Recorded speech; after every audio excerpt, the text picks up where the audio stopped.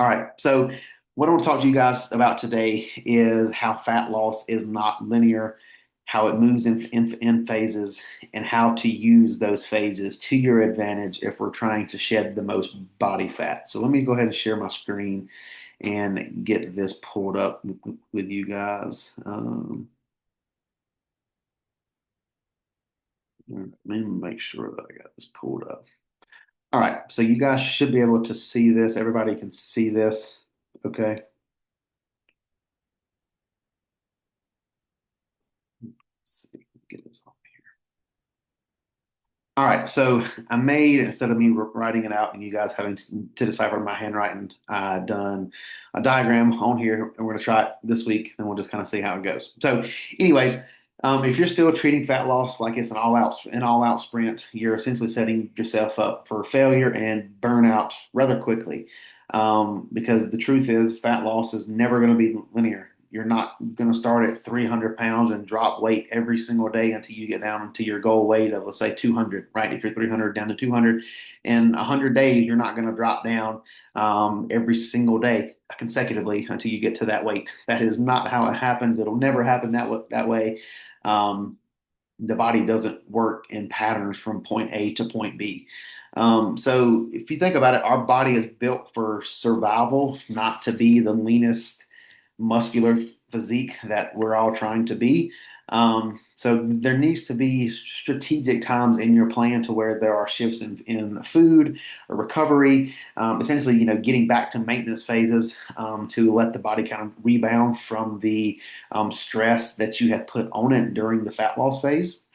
And we'll kind of dive into that into a second. But the main thing that I want you guys to take away from this video is how these phases work, when to move in and out of each phase, and how to make it not a guessing game, essentially. So phase number one is going to be obviously the priming phase. We need to build the foundation. A lot of you have to start out here, and nobody likes to start out here. Most people hate this because it's boring and it doesn't feel like quote unquote real work, right? Um, this phase is slow. The scale doesn't really reflect the work that you're putting in. For the most part, you're not in a deficit. You're in a surplus. Everything seems to be backwards. I just hired this dude to help me lose weight. Why are we adding in food, right? Stuff that I get all the time. To them, it does not feel like this is actually working. But if we look at things from a very broad perspective, your digestion probably doesn't work the way that it should be. Your energy sucks. Your hunger is out of control. You don't even drink a half a gallon of water a day. Your protein is very low. Your steps are something that you've never counted before in your life. Essentially, you are a clean slate. I have no idea what the heck that I'm doing. Um, Reducing food and adding in a ton of cardio is typically not the best route that you should start on, if that makes sense. Um, Essentially, you have no business starting a cut for the majority of folks in the first place. The priming phase is all about getting your body ready or priming it to be able to lose fat the most efficient way possible. This means we're going to be eating at maintenance or slightly above maintenance for a period of time. We're going to be establishing, a solid protein intake, making sure that we're recovering well as far as, getting enough sleep, drinking enough water. We are lifting consistently 3 to 4 times a week to build, muscle tissue in the gym. We're reducing stress. We're doing meditation techniques. We're regulating, blood sugar. We're essentially trying to get everything in a good spot to make the push, right? This phase is not sexy. It's not fun. It's not something that you're like, man, I'm ready to do this priming phase and get this going. I say, yeah, I got to get through this priming phase first before we can actually do anything. But again, it's just one of those things that you just have to do in an essence. Um, if you skip this, everything else downstream is a hell of a lot harder. I promise you. Now, your next thought process may be, well, okay, if you haven't done this phase before, how long does this priming phase typically take? Well, um, it really depends, right? If you're somebody who needs to reverse up to 3,500 calories and you're eating 2,000 calories a day now, well, that's a 1,500 calorie difference. That could take, on average, 15 weeks. If you factor in 100, 100 calories added in every single week, if our biometric feedback is saying that we have the green light to do so, and if your adherence is on point, it could be even shorter than that. It could be even longer than that, but let's just say the average is 100 calories added in week after week. As long as you're adherent to the plan, as long as your biometric feedback is saying that we can do it. Now, that can obviously differ from male to female. There has never been a time to where I've added like 250 calories to a female's plan one week to the next, and didn't really see any kind of negative side effect from a weight standpoint. Now, males, I can do that typically. It's just um, our metabolisms are a little bit different in essence, and males can typically handle a little more of a food bump. But in general, um, I would say the average is probably 2 to 3-ish months, somewhere in there. 8 to 12 weeks is typically what it takes people to get that reverse phase done. So this is obviously phase one. This is obviously phase one. This is the priming phase. We're building the foundation to get things started. Now, number two is going to be the fat loss phase. Now, this is where the plan actually starts to take place. This is where everybody wants to start out at. This is where everybody comes into the program and says, all right, well, what are we going to cut first? How much cardio am I going to get added in? And we're hardly ever going to do that for the majority of folks. The biggest goal here is twofold. We want to lose as much fat as possible, but we also want to preserve as much muscle mass as possible as well too. And your margin of error shrinks here. So this is the phase to be as dialed in as you can completely be dialed in. If you're giving a 7 out of 10 and you're hoping to have a big return on your fat loss phase, you would be more likely to get results if you were at that 9 out of 10, 10 out of 10 range. Now, again, your body is going to now be running on less fuel than we previously had, right? We had primed it all the way up to the top as high as we could get it. Now we're going to pull a little bit of food out, maybe add in a little bit of cardio, maybe increase your steps in some form or fashion. We're going to be putting in expenditures or a reduction in food to get things going in the right direction. Um, so this kind of magnifies the essence of everything just has to be dialed in. Your sleep needs to be dialed in. Your digestion needs to be dialed in. Your stress must be kept in check. Your steps, a lot of people don't take those as to be super important, but in reality, they are. If I give you 10,000 steps a day to hit, and you only get 8,000, well, 2,000 steps a day is anywhere in between 100 to 150 calories burned, right? Let's just say on the low end. Over the span of the week, if you just said, those 2,000 steps, I'll be okay. Didn't need them. Across a 7 day span, that's 700 additional calories that you didn't burn, which again is going to slow down your fat loss phase. So really, I'm trying to say here is everything matters during this fat loss phase.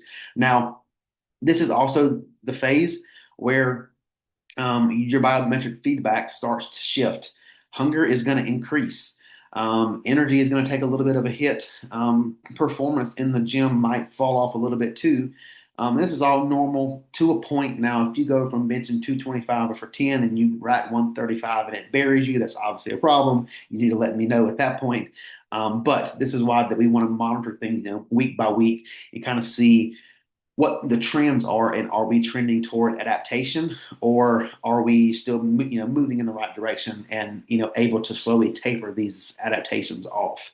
That's why on the check-in, I asked how's your hunger. If it was a 4 the week prior and it's a 5 this week, and then the next week is 6, the next week is 7, I should be able to pick up on those trends that, hey, this person is getting a little bit hungry. Let's cut this off now before this hunger gets even higher and they start to binge eat, right? Um, how's your energy levels during the day? I asked that question on the check-in. Again, I want to make sure that we're not tracking up too high to where, things start to fall off and we start to, veer off plan essentially. Then we look at aspects from a mental standpoint. Are you craving junk food all day? Is this from fatigue, lack of sleep, hormones going all over the place? Again, I say it to just kind of pound into the ground the necessity of in this fat loss phase, your margin of error shrinks in this phase, so you have to be dialed in. Essentially, just what that boils down to. And now, if we look at how long this fat loss phase should take, um, again, it depends. It depends on how much that you have to lose, right? Now, at some point, you will have to go back to the maintenance phase and kind of revamp things, reprime things, right? But typically, a deficit where you're just slowly trending down should last anywhere from 8 to 12, 8 to 16-ish weeks before you need some sort of break, whether that be from a refeed, a maintenance week, whatever the case may be. Essentially, we're wanting to refill these buckets that we have deplenished over these past couple of weeks, if that makes sense.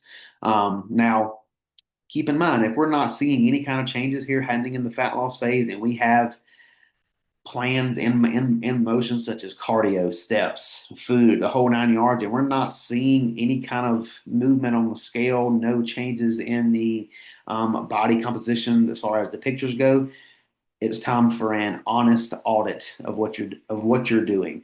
If we're not honest with ourselves, if we're not doing what we need to be doing, it's gonna show up. Now, the last thing is going to be the if you didn't guess it, the maintenance phase. So this is the most skipped step. Fat loss just doesn't stop when the scale stops. It stops when your body has adapted to this new set point, this new homeostatic, baseline, that sort of thing. This takes time, and this is what this maintenance phase is for. In this phase, this is where we are going to gradually increase those calories back to maintenance. We're going to let our biofeedback improve, such as hormones, energy. If you're a female, your menstrual cycle, your digestive issues, if you have any. Um, Really, what we're doing here is we're giving your body time to lock back in, get this new set point kind of marinated, I guess maybe the best word to put that, and just let things settle, right? Like if we've been dieting for a long time, we would hop back into the maintenance phase, give the body a little bit of a break before we hop back into the priming phase, and then we hop back into the fat loss phase again. This is a cyclic pattern. If you have not noticed the three arrows, and that's kind of how that goes. Now, the biggest mistake over this maintenance phase is people jump right back into their old eating habits. Once they get done here, if you go through the priming phase and you go through the fat loss phase and you go to the maintenance phase and you have reached your goal, you're in the maintenance phase, you have your dream body. You don't want to go into another prime phase. You don't want to do another fat loss phase. You have the body that you want here at this maintenance phase. Um, and you don't I'm not going to say that you have to keep eating the same old diet forever, but if you don't establish a new way of eating, a new lifestyle, you can't go back to eating the way that you were eating prior to, starting the program, essentially, right? It has to be a change for the better. If you don't do that, you're going to regain all the weight that you just lost, and you're going to stress the hell out of your metabolism, essentially. Instead, what you would slowly do is reverse out of the diet. Think of this as like stepping off the gas without slamming the brakes, right?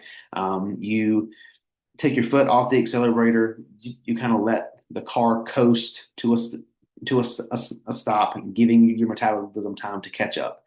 And this should last anywhere from could be 2 to 6 weeks. It really just depends on how long that you have dieted, essentially. If you've been dieting for a very, very long time, it could be 2, 3 months. If you have dieted for a very short time, it could be as short as 3 to 4 days, and then you're right back into it. Now, after you get done with this maintenance phase, you have two good options. Either one, start a new fat loss phase, or shift into maybe a muscle building phase. So again, you need to go back to the priming phase.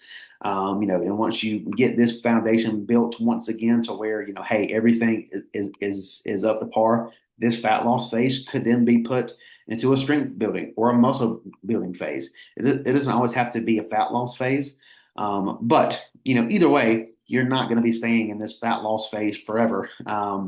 That's where a lot of people go wrong. Probably 70% of what you do during the year should either be in a building phase or a maintenance phase, and the other 20 to 30% should be in a fat loss phase. You should not be trying to lose fat the majority of the year. That's how you make adaptations. That is not healthy in any manner.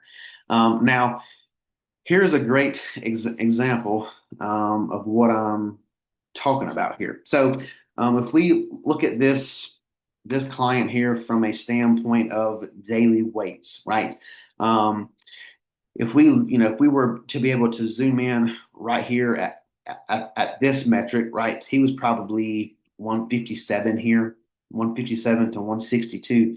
Damn, that's a 5 pound jump, right? But if we come down here and correlate that to where this is, if we look, that average trend is still going down. So again, fat loss is never linear. He did not start here and trended downward the entire time. There was weeks to where he went up, he went down, he went back up, he went down, he went back up, he went up again, then he come back down, down, down, down, up, down, down, down, down, way down, back up. So again, you got to look at things from a whole, and that's why that I like to take the weekly average. And I probably told 10 people this today. If I don't have at least 4 to 5 daily weights, um, are we really making progress across the week or not? It's kind of hard to tell in that manner. So, back to, kind of what we were talking about. If you're looking at this from a standpoint of what phase are you currently in right now?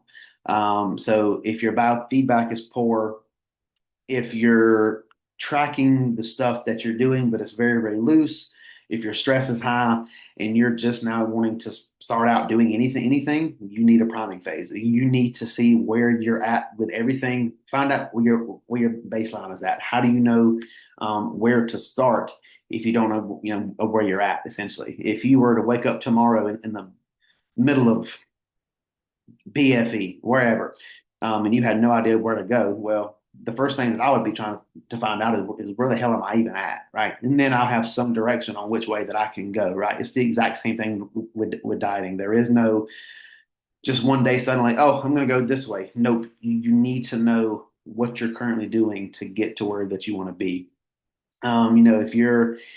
If you're an individual who, well, your habits are dialed in, your sleep is good, your energy is good, you're hitting all of your metrics, and you think that it's time to shed a little bit of body fat or add on a little bit of muscle tissue, go for it. Your body is primed and ready to do so. And then if you're in that phase, whether that be a bulk or the maintenance, sorry, the bulk or the fat loss phase, and things have slowed down pretty much to a screeching halt, then it may be time to hop out into a maintenance phase. For how long? Again, it really all depends. But you just need to be aware of what current phase that you're in, so that you can know what's the best determination of as far as what you need to do to keep you progressing forward. Um, Everybody tries to take shortcuts. Everybody tries to shorten their maintenance phases up. I mean, I even had an individual one time that I was coaching, and I straight up told her, like, look, we need at least 3 to 4 weeks of maintenance before we do, before we start the cut. She lasted a week, and she said, "Hey, I just went ahead and just added in some cardio and pulled some food out." I'm like, "No, this is not what we do. You essentially just erased your entire reverse plan. Congratulations."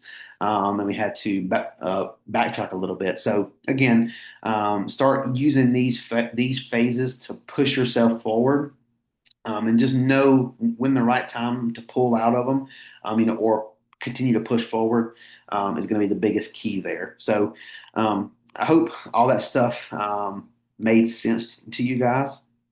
Um, Hopefully, I'm going to have to figure out a different way to maybe put my face on the little whiteboard thing, so you guys aren't just staring at a white screen the entire time. But um, anybody have any questions with anything about anything that I talked about? Any of that stuff make good sense, or let me know.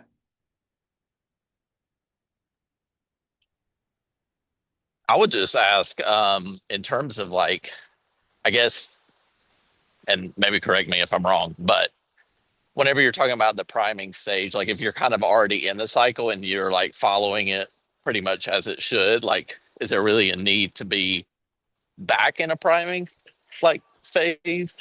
Or is it just kind of like maintenance and then, either fat loss or bulk or however Yeah. I mean, that makes sense? so I guess you're talking about like if you go through the priming, go through the fat loss, and then you're at the maintenance phase, and then or I guess you're talking about like going back into the priming phase again. Right. Yes. Yeah, I Yeah. mean, it shouldn't be a very prolonged period. It should be maybe like a week of like, all right, let's make sure that what we're doing, everything from, and you can kind of maybe spill this into the maintenance as well too. But let's make sure, hey, Jacob's steps are this, his food is this, his sleep is this. Let's compare all these metrics to what is his body actually doing, and if we're getting a stable result over here from stable input over here, we don't need to do the priming phase again because we know, Gotcha. where everything is at. So I think the priming phase is really for people who are just coming in and wanting to make the change just because they've never done anything like this before. Yeah. Um, it's kind of like if we're talking about, and I don't know why that I always revert back to car tactics, but like, if you here's a good example. If you have a skid steer, right, and it runs out of diesel fuel, and an older one, we had one at the farm when I was younger. If it runs out of fuel, you have to manually prime the fuel pump to get fuel back going to the motor. It just doesn't automatically turn on and start pumping gas. You have to actually prime the fuel pump to get that fuel from the gas tank to the fuel pump, and then goes to the motor. It's kind of the same thing. You kind of have to manually make your way get to the fuel pump, the fat loss phase, and then once it's there, boom, it's cut on, and then you're going to the right direction. I guess is the Yeah. maybe easier way to Yeah. put it. So, Yeah. but